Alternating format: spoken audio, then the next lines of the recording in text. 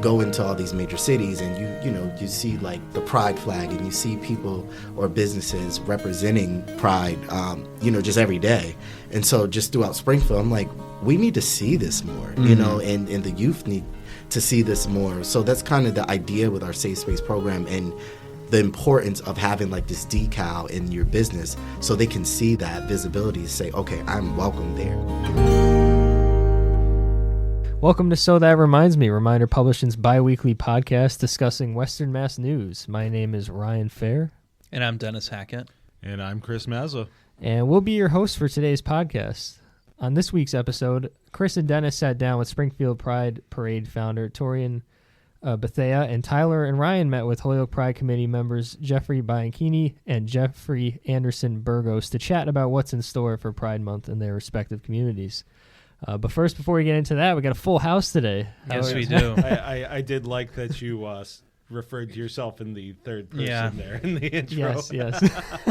But we're all here today, including Tyler, who's for the intro here is our producer of sorts. Yes, the resident producer. Yeah. But how are you both doing today? I know we got the long weekend coming up. We had our first heat wave. That was probably a little premature, but I've been so busy lately that every weekend has felt like a long weekend and an incredibly short one all rolled into one. I feel that too, honestly. Yeah. That's a fair point. Yeah, I know. I've been tired, but pushing through, ready for that long weekend. To be honest, I'm ready for my extra long weekend because I took the Friday off. That's right. Probably have a date with the Mandalorian and Grogu. That one. Yes, looking forward to that. It's been a struggle because I really want to take my daughter to see that. She's 8. Mm-hmm. The problem is she got freaked out by Zootopia 2. Mm-hmm. So I'm kind of like the idea that Grogu could be in any kind of danger just might be too much for her to handle. Mm-hmm. But at the same time, I never really, because of my age and where things fell, I never really had that kid at the theaters experience with Star Wars, Yeah. I kind of missed that opportunity to be that wide-eyed kid in the theater. So in one sense, I'm just like, man, I would love for her to have that experience and to share that with her. On the other hand, I don't want her getting freaked out by, an uncomfortably jacked hut. But or that scary snake-looking thing. Yeah. And then have to leave the theater. Yeah. So I'm looking forward to seeing the movie. I'm not sure who I'll be seeing it with. Yeah.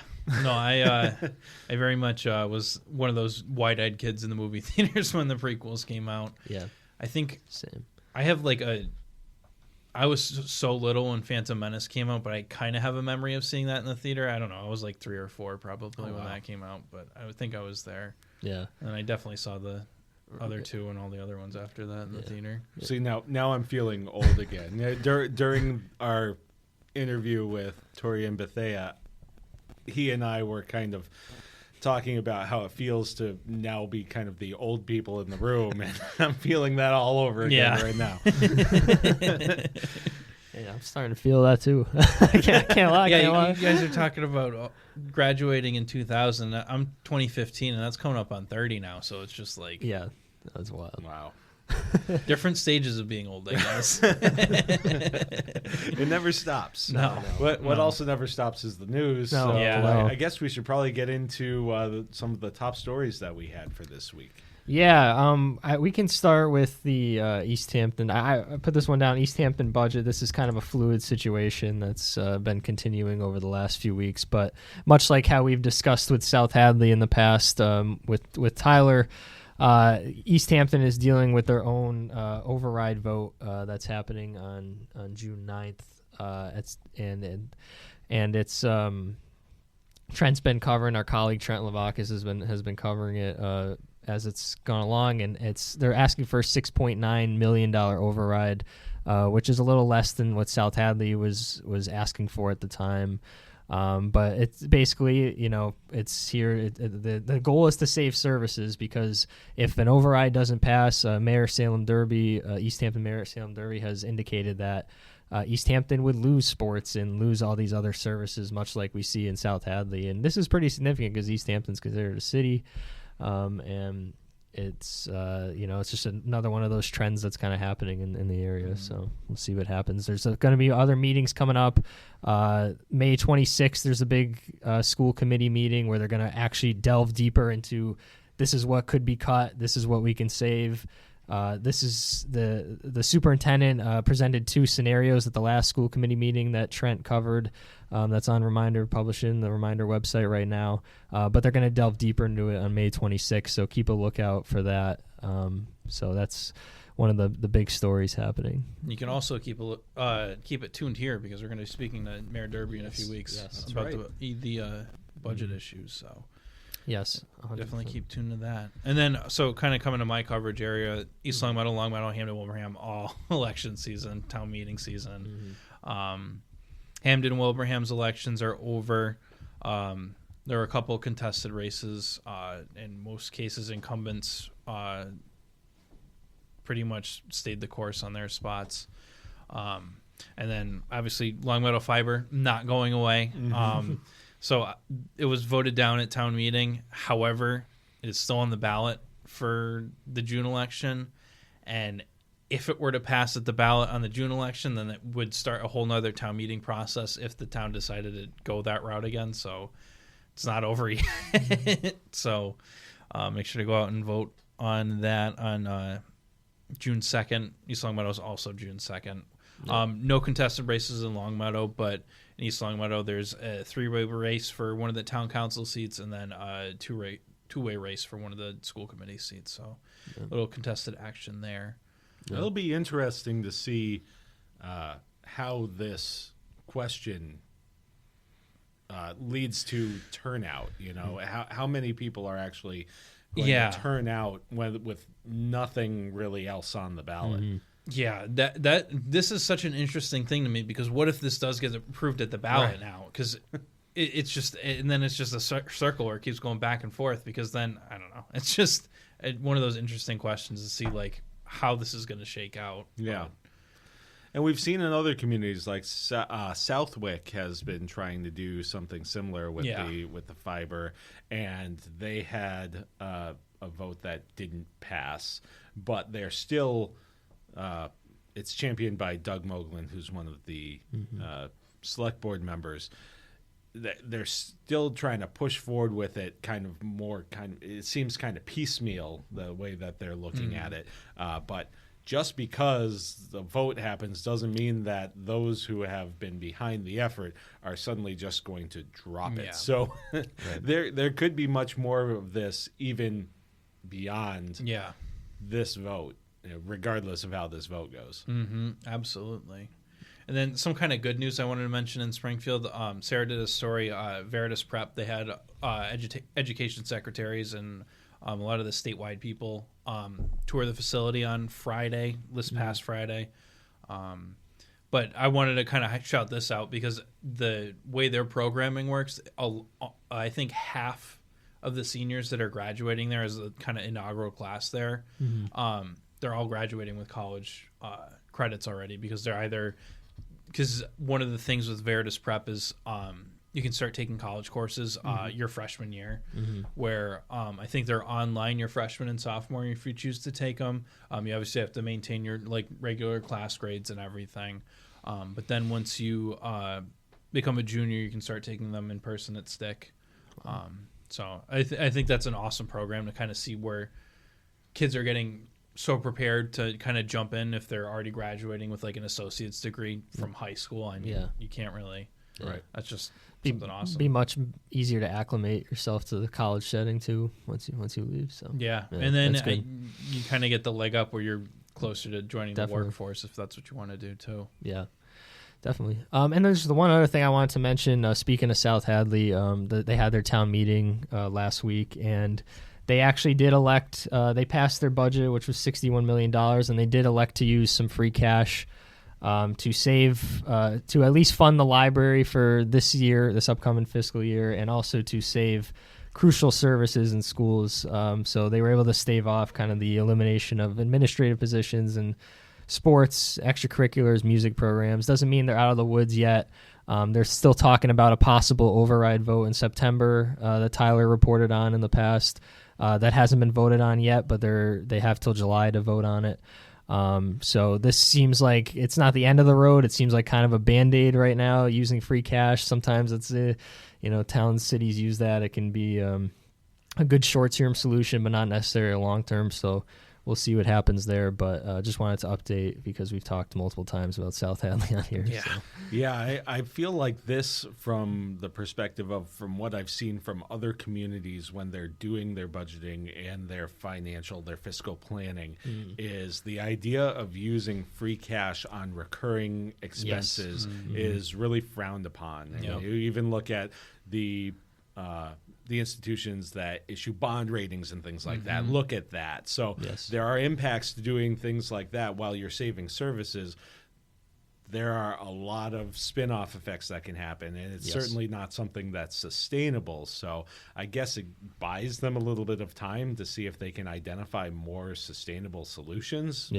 So good that they're able to keep these programs, but as you said, they're not at all out of the woods.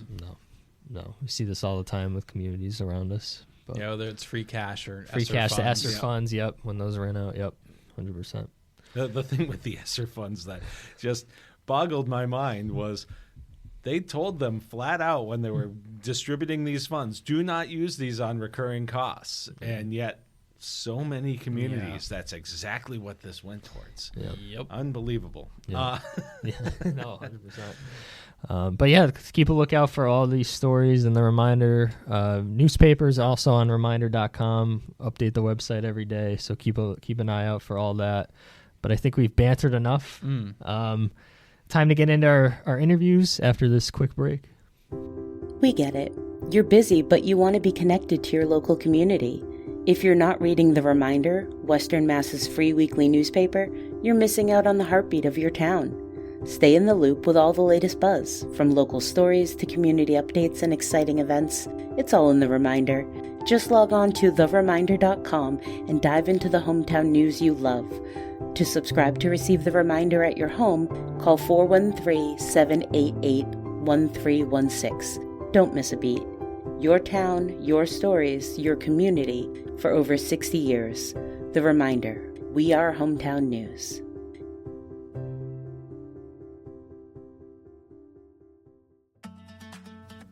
Hey, sports fans. Those incredible action shots you've been seeing in Reminder Publishing's papers? Well, now you can take them home. Reminder Printworks is making your favorite local sports photos available for purchase. The big plays, the big wins, the moments you'll never want to forget.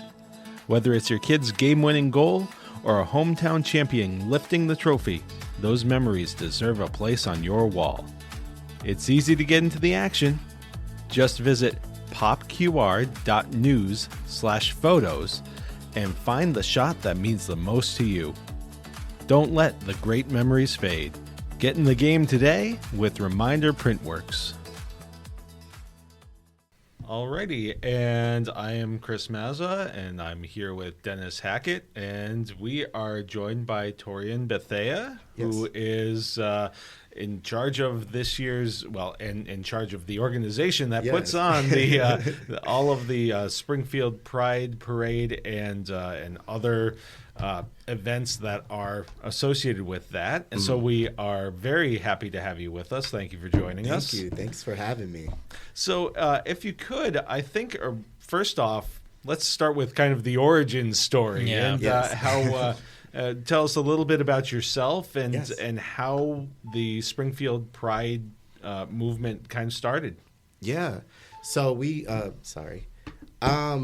So my background, I'm actually originally from Springfield, Massachusetts. I born and raised, went to Putnam High School, graduated 2000. Oh, wow. That's a long I'm class time of 2000 ago. as well. Okay, yeah. That is a long time ago. No kidding.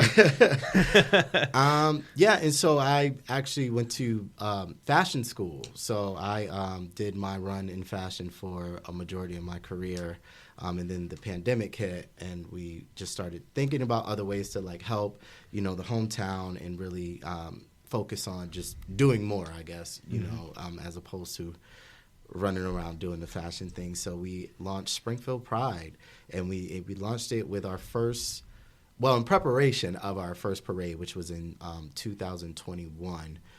We initially wanted to do it in 2020, but at that point, nobody had any clue what was going on. So we, talked to Mass Mutual, who's one of our premier sponsors from the beginning. And they were like, look, if you move it to next year, we're totally on board. Right now, we cannot commit to this. So, we launched the parade, which was truly amazing. The parade and the organization, planning for 500 people, and then ended up getting 5,000 people to the city. So it was like, oh, this is really a thing, and it was a great launching platform for the organization. We also launched our Safe Space program that year, just kind of creating visibility for the city and really showing LGBTQ plus youth that they're supported around Springfield, and we partner with numerous businesses to brandish a sticker, letting them know that, there were no hate speech, no bullying and things like that in their establishment. And that's pretty much the origin of our story. And here we are 5 years later, keeping this thing going and moving forward. Yeah, and I guess kind of going off of that, how has it kind of evolved over the years? Obviously, you just mentioned starting with 500 and getting 5,000, so that's going to be a big... Yeah, so over the years, because we run year-round programming, so this is a great opportunity for us to kind of raise funds to support those programs throughout the year. So year one, we did this amazing parade. Then year two, I'm like, well, we could really take advantage of, this platform and raise funds for these programs that we are running in Springfield Public Schools. So then we make it a weekend. So it goes from 1 day of events to 3 days of nonstop events to really just give the opportunity not only to give back to the community, but also, raise funds to support our education programs. So over the years, it grew so quickly. And now, it's amazing because the expectation of the community is just this is going to be something great. So year after year, it's what else can we do? What more can we do? To just make it a fun weekend, but then at the same time, really just bring awareness and bring everybody together. So it has evolved from just this small event that we thought we wanted to do to this amazing fundraising weekend to support the organization. Awesome. Yeah. So let's get into what this weekend is going to look like this year. What are some of the events and what can people expect from the upcoming weekend? Yeah, so we start the weekend Thursday, June 4th, with our official Pride flag raising at City Hall with Mayor Dominic Sarno. And then we do a community panel for youth in partnership with Liberty Bank, it just allows us the opportunity to speak directly to the youth we serve and just understand what their needs are and be able to assist them in any way and connect them to, proper resources that they may need throughout the year. And then Friday, we've actually moved away. We used to do this big gala, black tie, dinner type thing. And galas are just boring, I'm be honest. So we were like, let's do something different. So we reached out to our partners at MGM Springfield and Tap Sports Bar. So now we're introducing our Pride Strikes Charity Bowling Classic. So this is our first year of doing this. So we're like, you know what, let's do something a lot more fun. So it's a bowling tournament with food, music, maybe performances of some nature, who knows. But, it's our great way to just raise funds and then also just bring everybody together and have a good time. And then Saturday, we have our amazing 5th annual Springfield Pride Parade, which kicks off from the campus of Springfield Technical Community College at 12 noon. And then we march to downtown Springfield, end up in Stern Square in the new Pride Lands by White Lion, where we'll host our block party. So vendors, food, performances, all types of things down there.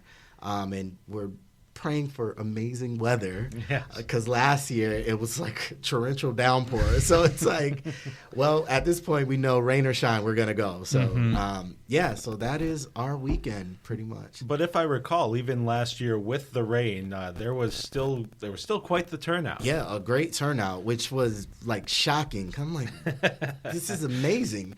I would have been like, look, if this isn't my job, I'm probably gonna be in the house, like toasty, probably watching Netflix or something like that. But it was great to see everybody still come out and support, even in the pouring rain. Awesome. And then kind of like going off of that as well, like what kind of turnout are you expecting this year? Even more people? Yeah, even more people. This year, we're kind of going up against Boston Pride this year. So, you know, if you're from Springfield, you are obligated to be there. So we're always expecting a great turnout. You know, a few years people have like, we went to Boston in the morning and ended up in Springfield. So, you know, there's enough to go around. So we're really hoping for at least about anywhere between like 5,000 and 7,000 people to come and hang out with us. Yeah, it should be great. Now, you've mentioned a few partners in the community. Most of what you've mentioned are corporate partners. Yeah. But talk a little bit about how the city has been as a partner and how other organizations have really, you know, come together to help you in making this become a priority and grow the way that it has grown. Absolutely. I mean, not only with just the parade, but we have great partners like Springfield's Department of Health and Human Services. Bay State Medical Center has always like supported us from the beginning, not just during the Pride weekend or even through the month of June, which kind of speaks to our theme of Beyond the Rainbow. Mm-hmm. And it's like they provide us with the proper resources to really fund these programs. Right now we just relaunched a new program called Ignite, which focuses on like workforce readiness, entrepreneurship, like leadership skills, and like social emotional learning for our youth. And, you know, they support us throughout the whole year with those programs, which is great. So we have amazing community partners. And then also, you know, Liberty Bank, they provide, you know, just different like simulations for the students to utilize, which is really good. So having that support from the community and throughout the year is so important to us. And you know, just various volunteers to just come and hang out with the students, because our goal is to not only like let our students know that they're safe and welcomed, but that they have people in their corner. They have resources and access to certain things throughout the year. So a lot of those like major partners or like community schools and things like that play such a key role in us just like, you know, pushing our mission forward, because we can send our youth to some of these programs, you know, outside of just what we do after school, and really just build that network of like solid people in the community that they can rely on, you know, from even community leaders, I think play a major role in what we do and bringing our mission to the forefront. Yeah, and I mean, you've mentioned youth a lot. Like, how important is it to be able to create a support system for them and kind of make sure that they feel safe? Absolutely. I mean, it's very important. This is like, you know, kind of the foundation of what we do, to just create that. And that's where this whole thing started, or the idea is like, you know, you go into all these major cities and you see like the pride flag and you see people or businesses representing pride, you know, just every day.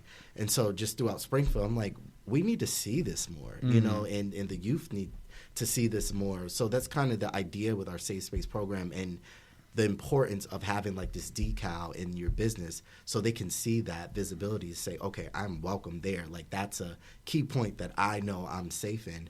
And then just expanding on that thought, it's not only making sure they're safe, but like I mentioned, now it's like, okay, now you guys are safe and we got your back. Now let's give you the resources that you can thrive and really, you know, just be amazing at what you do, and then kind of like pass the buck. You know, when it's your turn, you give back and keep it moving. So, you know, just not making sure we have just a safe space like a venue, but now overall you're a protected network now, to make sure that you could just do what you need to do and just be an upstanding human being, you know. So, yeah, this is super important to us. It's really the idea of, instead of having safe spaces within the community, making the community the safe space. Yeah, exactly. Yep, absolutely. All right, so with this weekend full of stuff, is there one thing that in particular you are looking most forward to? Well, outside of the bowling tournament, which is like our newest thing, I always look forward to the community panel, you know, just talking to the youth, because it's so direct. You know, this is who we work for. So it's like just hearing their thoughts on different things. And it's like, I feel like there's always something new to learn, and it's like, wait, what is going on? You know, and now we said what year we graduated, so we're kind of the older crowd now, you know, so it's like, what's happening in the world from their perspective? We're just like, oh, wow, I didn't even think of this, or, you know, that's what you guys are doing, or whatever the latest on TikTok is right now. I'm just like, all right, cool. You know, so it's the community panel that's always the most special to me, because it gives us the opportunity to connect with our students. And it is. That's important.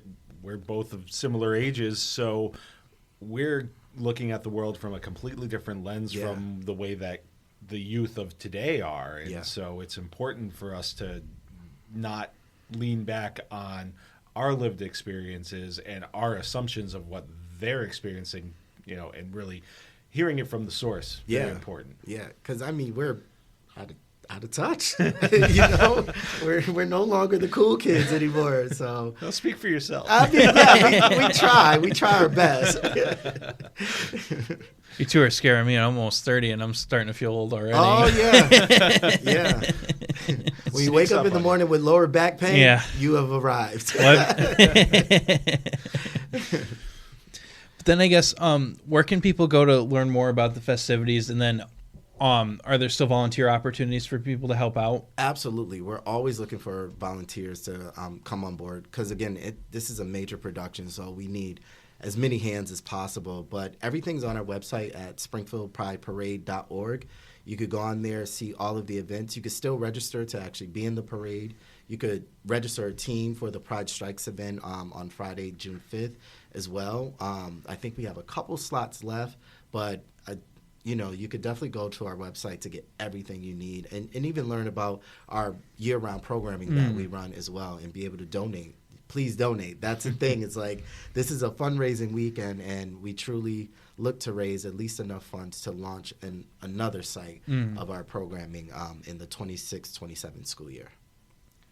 Awesome. Yeah. All right. Well, thank you very much for joining us. Looking forward to a great weekend of festivities, and good luck to you. Absolutely. And hopefully you guys could come to Pride Strikes and, you know, see if we win some trophies or something. Yeah. You know? Well, thank you for having me. I appreciate thanks for it. coming. Thank you. Right. Go Local is your guide to the best of Western Massachusetts and Northern Connecticut. In the June issue, we're shining a spotlight on 3 incredible locally owned businesses making a real difference in their communities. Ludlow Coffee is brewing more than just great drinks. It's becoming the heartbeat of a neighborhood, one cup and community gathering at a time. In Springfield, Mindful Necessities is bringing herbal wellness and a commitment to whole community health right to your doorstep. And in Summers, Mario's Pizza is proudly marking 5 years as the go-to spot for families and pizza lovers, a true neighborhood staple worth celebrating. 3 businesses, 3 communities, one common thread, a passion for the place they call home.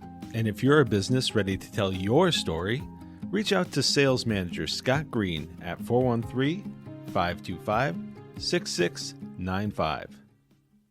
All right, and we are back, and we are here with 2 Jeffs, Jeff Bianche and Jeff Anderson-Burgos. How are you both doing today? Thanks so much for joining. Doing great. Thanks for having me. Thanks. Awesome. So we're just here, and we want to talk about the Holyoke Pride events that are coming up in June. But first, before we get into that, we just wanted to kind of give you guys a chance to kind of tell the listeners about yourselves and kind of your involvement with the event in Holyoke Pride. Sure. I'm Jeff Bianche. I have been working in Holyoke for almost 20 years now. At one point, I worked for the city economic planning department, and a lot of my duties was in the creative and cultural planning department. So after I left that, I worked to start a nonprofit to help facilitate this. And Holyoke Pride has been sort of running with that and helping grow both my nonprofit and Holyoke Pride. Have been working hand in hand for the last 4 or 5 years now, and that's part of the plan to sort of institutionalize some of these events. When we were putting Pride together early on, we saw how the parade had done that in Holyoke, and we were trying to make sure that this was going to be around long after we were. Yeah, and so this is our 5th year now. So in our first year, It was my husband Juan. He and one of our former committee members, he's moved to Puerto Rico now, Jose. Probably a few months before Pride Month, they got together and were like, we need to plan something for Pride Month. And, all of us, kind of got together, put something together really quick, and had a really great first year for Pride Fest. And, from there, we've wanted to grow. And I would point out, this is like post-pandemic, right? Like right after the pandemic, everything had stopped. Before that, there was a history of Northampton having a big pride. That wasn't going to happen this year. That year, I think it was 2020 or 2021. So it was like, how do we get back to this, right? So that was part of that. And also a little bit of like, how do we make Holyoke sort of a center for this as we have this big great reset, right? So that was part of the plan, was how to and we had small pride parades and events prior to the pandemic, but this was now, how do we institutionalize the LGBT celebration in Holyoke?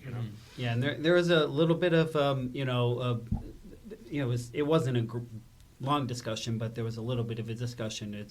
Do we want to try a parade again, or do something more of a festival? And there are a lot of logistics that are you have to work through for a parade that you don't have to do with a static event that's in one location. And Heritage Park was actually looked at first, and we settled on Veterans Park. It was just a better location. It's more open, and it works a lot better for us. And our first year was 2022, and we after that first year, we started looking at what else we could do, other events where it's not just one event during the month, but kind of a buildup of several different events throughout the month of June. I've been a runner for probably about 10, 11 years. I run a lot of road races. So this is our third year doing the Rainbow Run. So after our first year, I started thinking about planning a 5K for Pride Month. Took a little longer to get it together, so it didn't happen for our second year. But our third year is when we did our first 5K. And it's grown huge, and I can't run at all.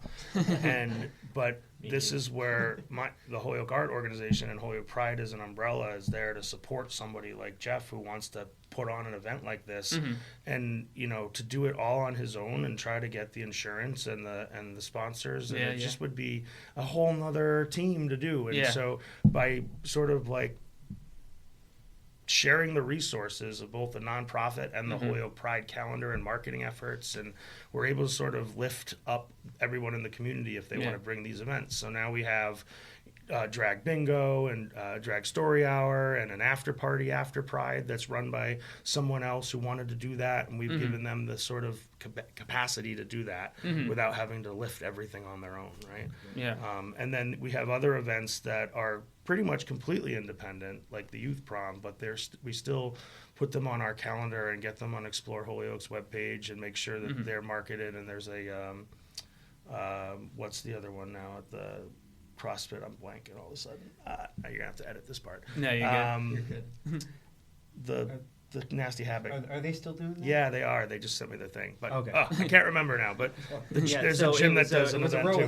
The rowathon, yeah. So then Nasty Habit, they're doing a rowathon. Nice. So that's completely separate. Holyoke Art isn't a fiscal sponsor for that, but Holyoke Pride is looking to amplify everything that is going on in the city in this realm, right? And so that's kind of like it's win-win for everyone if we just all work together. Yeah. There's a lot of great cross promotion with all of the events.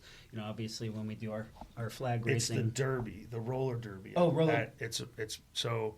They're doing. It's the roller derby team is doing like a Pride skate. The Sunday after Pride Fest. Oh, that's awesome. At Fitzpatrick's. Yeah, there has been that's not even up on HolyokePride.org yet. Yeah, I gotta get it. There had been a rowathon with Nasty Habit. They had done rowathons in the past. Yeah. Gotcha. So that's what I mean. We're trying to just get anyone who's working in this realm to just sort of, submit their event and get it listed and become part of the sort of bigger Holyoke Pride umbrella. Yeah, and the thing is too is one part of it, we've got a great collaboration with Holyoke Art, and each of us who are involved in Holyoke Pride have our own strengths that we bring to it, and our own interests. And, one thing we really wanted to focus on in creating all of these events is having something for everybody. Yeah. I was just thinking about that. How now, like, I deal with a lot of entrepreneurs, and entrepreneurs usually when they start out, they're like, well, who's your thing for? Oh, everybody's going to use my thing. Yeah. And now we've created this month-long calendar that should touch on everybody, right? Yeah. Like, well, that's kind of funny because as you guys are talking, you're running probably in order of the questions we had. This is really working out so perfectly because one of the things we did have, you guys kind of just realized is, you mentioned the youth prom, the Pride After Party, Pride Fest, 5K. You have, different people going to different events, but why is it so important as organizers, to have something for people of all ages? Well, I think the very purpose of the community itself is the diversity and inclusion, right? So like that's automatically built in. So why wouldn't the calendar reflect that, right? There were also already these separate things happening. So it was how do we amplify it and work as a community together rather than sort of rowing in different directions, right? Yeah. So having something a little more unified that we're not asking anyone to give up their autonomy on these events. We're just looking to help them. Yeah. And so when they find us and they find out we can help, it works pretty well, right? I'd say Jeff is a great example of someone who's organized and brings in, his demographic, right? The runners. Yeah. It was someone that, I would have never, not something that would have ever come out of my brain. Yeah. And that's the way this has to work. And that's also something that was, I think, happening a lot in Holyoke is you get single people running things that want to have their vision imposed on an event.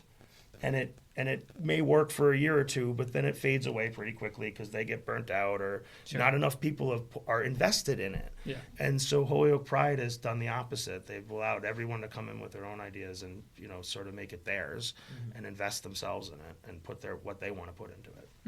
Yeah, and one of the things too is we're constantly looking at how we can improve how we organize things and bring events together, and we've been evolving over these 5 years to just be better organized and think about this year we've been a little bit more organized about thinking about the future. As we know that not all of us who are on the committee now are always going to be on the committee, but we want to keep it going. So we've been working a little harder on making sure that there's documentation about how everything comes together and frequently ask questions for each other, for the public, all of that, so that there's continuity. Just getting access to the Instagram page that was set up 5 years before we even existed, because someone else had already kind of got the term Holyoke Pride and made an Instagram page. Yep. And that kind of stuff can get really tricky if you don't put it all down in a Google Doc somewhere. Exactly, or at least if you're not all working together, so that helps out. Yeah. 100%. I want to focus in on the Pride Fest itself. I wanted to ask, what can people kind of expect for that? Good question. And thanks for keeping me on track. No. So first I'll say, HolyokePride.org has a full list of events and details on all the events. So if anyone wants to find out more, volunteer, donate, all that is on HolyokePride.org. The Pride Fest itself is Saturday, June 27th from 12 to 6 at Veterans Park. Our headline act is Jocelyn Fox from RuPaul's 60s, and I believe it was, right? No. Second. Oh, second. Okay, yeah. My bad. RuPaul's second season. Jocelyn Fox is lives in Worcester, and so she's very local. from Worcester, so a local, nice. Which is a little different. Normally, we've been flying people in the last couple of years. This is really exciting to have someone more local. Yeah. It also just makes the logistics a little easier. Yeah. But we're excited to have that. And then there's some, I don't know the names of the bands yet, I'm sorry, but there are some, there's more drag performers. There's a couple bands. One band I do know is a high school act, which I'm really, a queer high school band, which I think is super cool. There's a choir, right? And I don't know if that's totally confirmed. They're waiting for the amount of how many of the choir are coming, but there's a queer choir coming as well. Yeah. So I'm excited because in the past it's been, a mix of acts, but this year it sounds like there's a lot of live music, which is kind of cool. Mm-hmm. Yeah, and that's something we've really tried to focus on, in the past couple of years is, when you think about, gay-oriented events, the first thing people think about are drag performers. And what, obviously that's a big part of it, but we've wanted to expand, what people are going to come and hear and see when they come to our event. Yes, Jocelyn is a comedian. She's known for being really funny. So it's nice. Not. And she's also a DJ. Yeah. Nice. So. That's awesome. And, I know we've kind of run through a couple events or mentioned a couple events, and I'm looking at HolyokePride.org right now, and there's plenty of them. There's the Pride flag raising starting off on June 1st. You mentioned the Youth Queer Prom. There's a drag brunch. There's the Holyoke Pride Rainbow Run, the Drag Story Hour, Holyoke Pride Fest, and the Pride After Party. And I know you mentioned you have to... And now there's going to be Pride roller skating rink on the Sunday after Pride Fest, and I'll put that up on the calendar soon. So it's ever evolving, which is also great. And, this event's been going on for a few years now. So, what has the turnout looked like in years past, and, what are you expecting for this year? Yeah, so vendors, we have a good amount of vendors coming to Pride Fest this year, which is always a good indicator of, a crowd coming. So, I don't know off the top of my head that I know I'm the one who sends out all the invoices and requests for the open air permits. So there's at least 60, 70 art vendors coming, and then nonprofit vendors too. Perfect. So the park will be filled with stuff to look at and buy. Small businesses, food vendors, and then of course all the performances all day. And then after Pride Fest, right down the street is an after party in the parking lot of Fame on Dwight Street, which is like 6 to 11, more drag performances, DJs, awesome, 21 plus event, food trucks. So that's a good way to blow off some steam after Pride Fest. Yes. And yeah, I lost my train of thought there, but it has grown from, that first year was great and we got a good crowd and we were excited, but I think, and we've had some bad luck with the weathers. Yeah, 2 years ago it was a beautiful day for half the day, and then all of a sudden this severe thunderstorm came out of nowhere. Yeah. Sounds like New England weather at its finest. That one there was probably close to 1,500, 2,000 people. Awesome. And so we've always been shooting for around, when we put this together, that's what we're planning for. Awesome. Is there a certain event or throughout the month or something that both of you kind of look forward to most when it comes to Holyoke Pride at all? Well, I know he's the runner, so the runner. He's focused on his, but I mean, so this year we actually moved the Pride Fest from the third Saturday to the fourth. There were a couple of different reasons for that. Obviously, Pride Month, there are communities all over the area doing their own Pride events, and we were finding a little more conflict with the third Saturday with some of the other events. It was also like Juneteenth, and we ran into other holidays.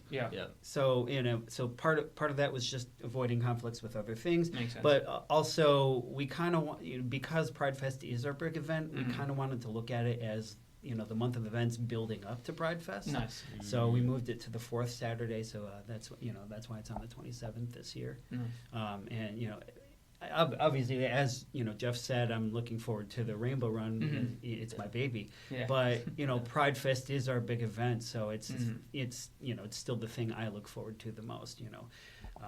As I said, and as a runner, I know that runners are constantly looking for the next race. So going into it, I knew it was going to be, if you build it, they will come. Definitely. So just putting it on the race calendar, immediately people are signing up for it. But, it's one of the great events. But I very much look forward to Pride Fest.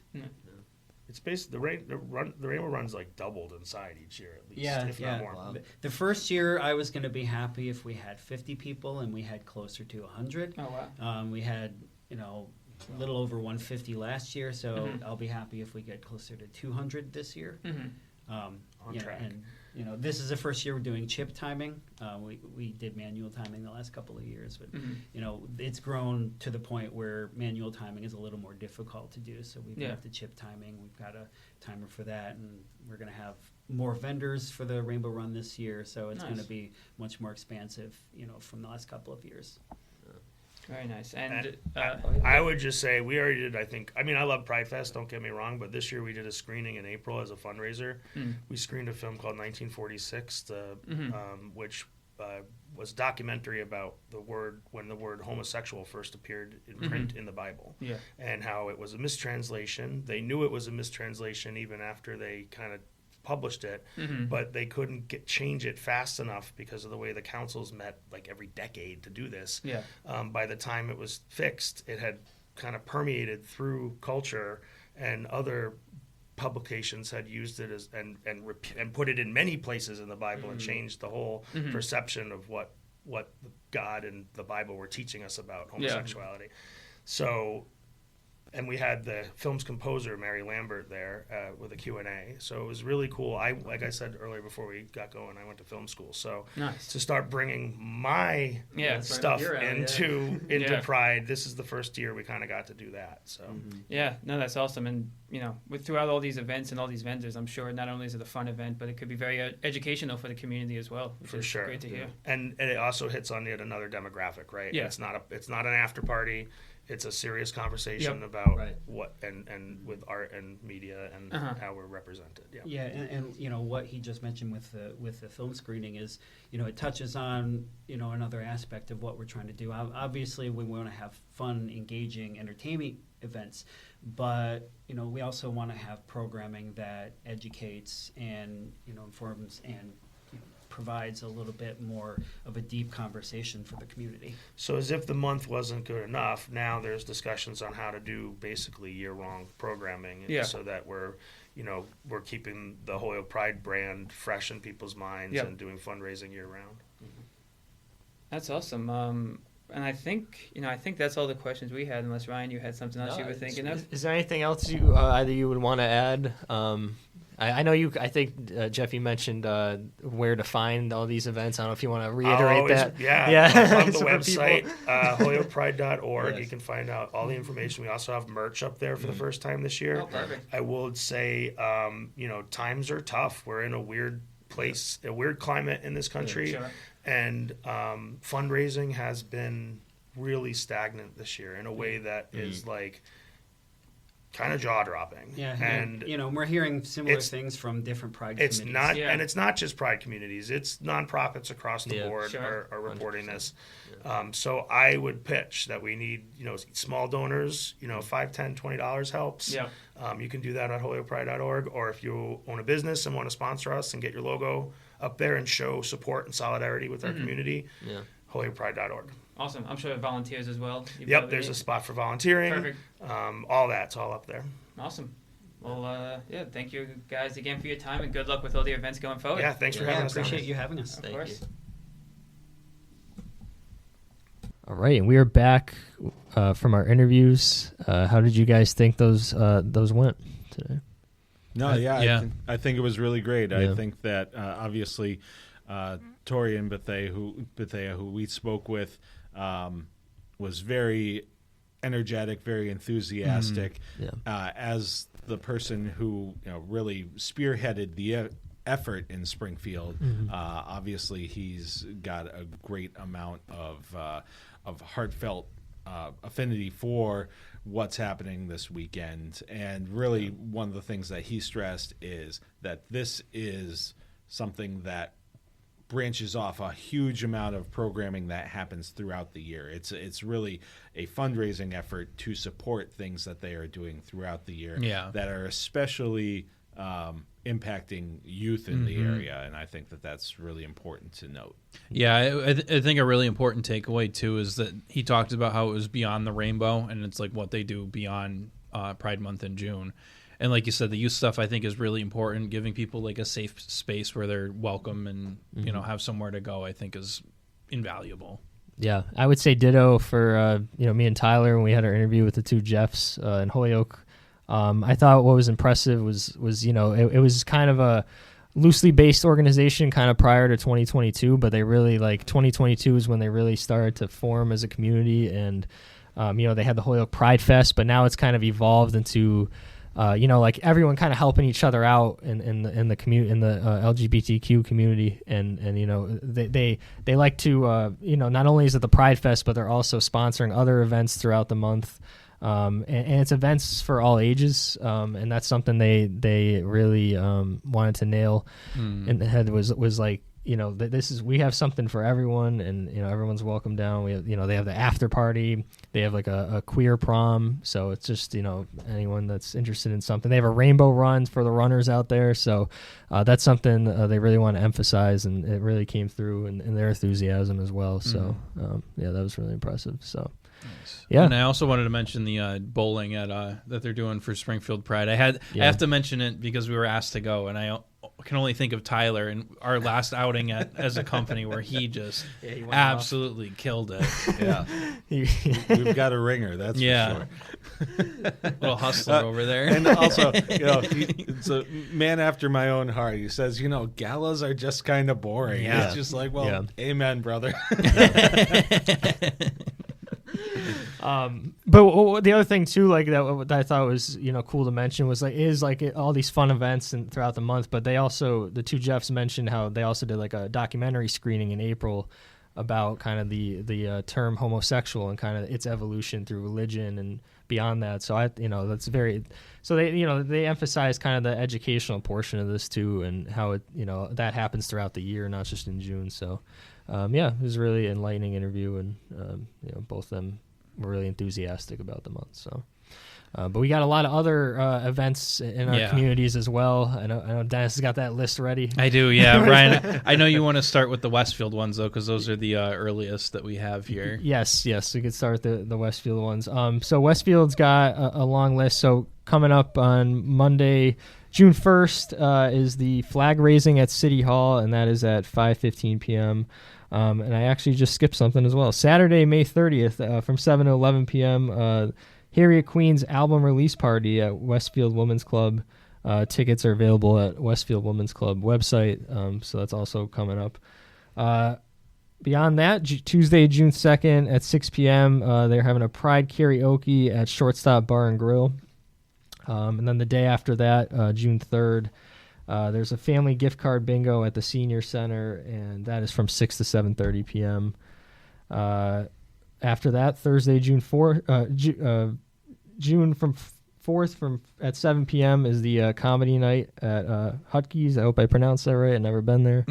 But that's where that's happening. And then Friday, June 5th at 5 p.m., an out and about social at 386 Dwight Street, and that's actually in Holyoke, Mass. That event. So keep a lookout for that. And then it seems like the big day is Saturday, June 6th, from 11 a.m. to 3 p.m. There's a Rainbows Over Elm Pride Fest at the Elm Street Plaza. There's a family equality picnic from 11 a.m. to 1 p.m. with Tom Knight. And then a Magnolia Masquerade and Friends from 1 p.m. to 3 p.m. And then there's going to be a Stonewall visual memorial on Park Square. So keep a lookout for that. And then the final event that's listed here, Sunday, June 7th from 6 to 7 p.m. There's an ecumenical service at First United Methodist Church. Sounds like a lot going on. A lot's going on in Westfield, yes. Well, turning it over to Chicopee, the Chicopee Pride Festival presented by the Chicopee Queer Consortium is Saturday, June 13th from noon to 6 p.m. And that's going to include Chicopee's inaugural Pride Parade, which will kick off the day at 10 a.m. The parade is stepping off at Dana Park on Sermon Street and will process down Springfield Street, Fairview Avenue, Academy Street, and Front Street before ending up in Sot Park. And then looking up in Franklin County on Saturday, June 13th, they are also doing their Pride Parade. And that's going to begin at noon in Greenfield, starting at the intersection of Sanderson Street and Federal Street and finishing at Energy Park. And a festival is going to begin at 1 p.m. and all of Miles Street down at Energy Park for the festival. So that's a big area to... Mm-hmm. Yeah, we've also got in the Pioneer Valley, we've got the Belchertown Pride Festival, which is hosted by the Belchertown DEI Task Force and the Belchertown Police Department. That's on Saturday, June 20th from noon to 5 p.m. on the Belchertown Common. And Amherst is having its Pride Parade and celebration on Sunday, June 28th, noon to 3 p.m. The parade begins at Amherst Pelham Regional High School and processes to the town common where the celebration will take place. Now, these are just a few of the events. A lot of these communities are also having flag raisings and other things. Some of them, the dates haven't been announced, so they're not included here. There are also things, I believe, that the Senior Center in South Hadley is having an educational program in June as well. So look around your communities as well to find some of the things that may be happening and that you can participate in and celebrate. And you may have already celebrated at Hampshire Pride, which I believe was May 2nd. That's right. That was May 2nd. Yep. Yeah. So a lot going on, and hoping for good weather for everyone, all the communities out there. Hoping for the best. Tyler's shaking his head. He doesn't believe in New England weather. It's like, don't be so naive. Don't be. Is the weather that much better on Long Island? Don't. Yeah, but no, keep a lookout, as Chris said, and thank you guys for listening for another week of So That Reminds Me. We'll be back again with another episode in a couple weeks. Thanks for listening to So That Reminds Me, produced by Western Massachusetts news source Reminder Publishing. Don't forget to subscribe to the podcast, find the latest news at thereminder.com, and follow Reminder Publishing on Instagram at Reminder Publishing, on X at The Reminder MA, and on Facebook. Reminder Publishing, we are hometown news.